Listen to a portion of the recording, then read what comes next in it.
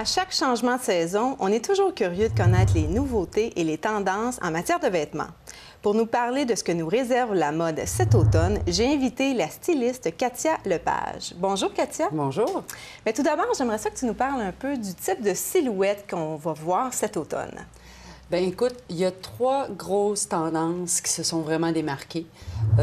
D'abord, il y a la tendance androgyne. Donc, on va aller chercher dans la garde-robe de monsieur des coupes masculines. Une des grandes vedettes cet automne, c'était la veste smoking. Donc, l'agencer avec quelque chose de très, très féminin va donner vraiment un beau contraste intéressant. Les années 70, l'été dernier, c'était plutôt disco, Studio 54. Cette fois-ci, on va vraiment visiter le vestiaire de jour des années 70. Donc, on parle de blouse lavalière, de pantalons à pattes larges, presque pattes d'éléphant, les chapeaux à rebord très large, très, très années 70. C'est très élégant. Ah! Oui. Et ensuite, la fraîcheur du moment, je dirais les années 40 et 50, 60. Les années 40, bien, là, on va habiller la femme de ces années-là à coups de jupe crayon, les gants jusqu'au coude, chapeau, les hauts un petit peu plus épaulés, structurés aux épaules. Ça donne une silhouette toute en rondeur, en courbe. Donc, très, très femme, très lady. Avec les épaulettes ou... Oui? Bien, oui, un mais peu? pas à l'année 80. Pas les grosses épaulettes. Exactement. Plutôt plus discrète, disons. D'accord. Donc, et les années 50, 60, là, on va chercher vraiment la tendance mode. Et là, je dis MOD. Des années 50, 60, un peu à la Twiggy, là, la mannequin très populaire à l'époque. Donc, des robes trapèzes, sans manches, portées avec une botte haute, très cute, vraiment. Ah, Ouais. c'est bien.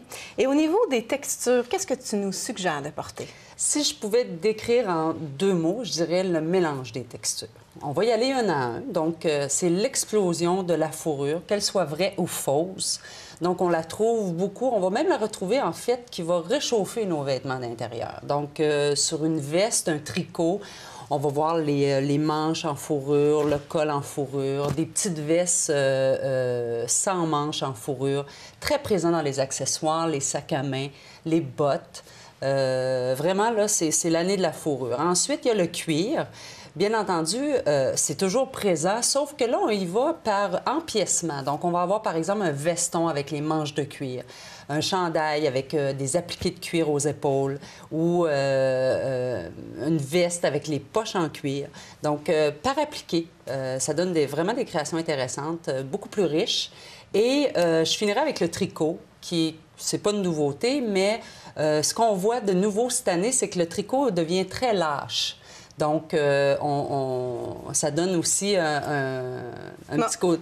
Mais on revient pas au tricot du temps de Madonna, là. Non, pas OK. du tout, pas du tout. Tu Non, me c'est pas rassures. les filets, D'accord. non, aucun rapport. Parfait. Et maintenant, au niveau des couleurs, est-ce que le noir est toujours un classique? Le léopard, est-ce qu'on va le voir cet automne? Oui, tout imprimé animalier est encore très fort. Le noir, ça restera toujours.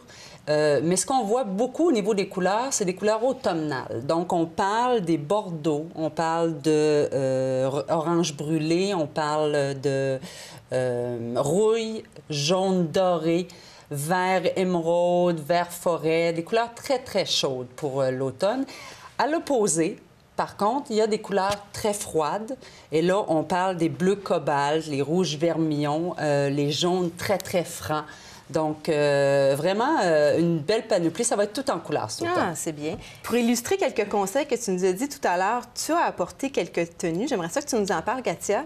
Bien, une image vaut mille mots. Ben oui. Donc, on a parlé des années 70 qui étaient très présents cet automne. Donc, on a la parfaite blouse années 70 à la Vallière avec la petite boucle, la veste en lapin qui fait vraiment très, très tendance. Donc, et associé avec un pantalon à pattes plus large. On voit ici là, que l'ourlet est très large. Donc, ça donne vraiment un bel agencement vraiment intéressant, très riche, très élégant. Hein? Oui, très élégant. Donc, on a ça ici que j'avais apporté. Et puis, pour illustrer la tendance des années 40 aussi, la jupe crayon. Comment on va la distinguer, la jupe crayon? C'est qu'à partir de la hanche, la jupe, elle va légèrement s'en aller vers l'intérieur, plutôt qu'une coupe droite. Donc, c'est ça qui fait que ça donne une silhouette toute en courbe. Alors, aussi très, très beau si on voulait l'agencer avec ce haut-là. Et pour illustrer encore une fois les années 50, 60, j'ai apporté une robe trapèze d'inspiration d'années 50, ça avec un collant au patch. Très joli. Et une botte haute. C'est tellement cute, c'est vraiment beau. Donc, c'est à peu près ça que j'avais apporté. Et ces vêtements-là, on peut se procurer dans les magasins, les différentes boutiques à travers le Québec? Tout à fait. Le premier vêtement que je vous ai présenté, j'ai pris la blouse chez La Baie, la veste chez Simons et le pantalon chez Gap, la petite jupe chez Zara et la robe est de la collection Michael Kors. Parfait. Merci beaucoup, Katia, pour ces bons conseils. Et là, maintenant, il ne nous reste plus qu'à magasiner pour dénicher les vêtements qui nous conviennent. Et Katia, si on a besoin de conseils, tu peux nous offrir aussi un conseil personnalisé. Donc, on peut te contacter de quelle façon? Au www.katialepage.com. Bien, c'est fait. Merci beaucoup, Katia. Merci.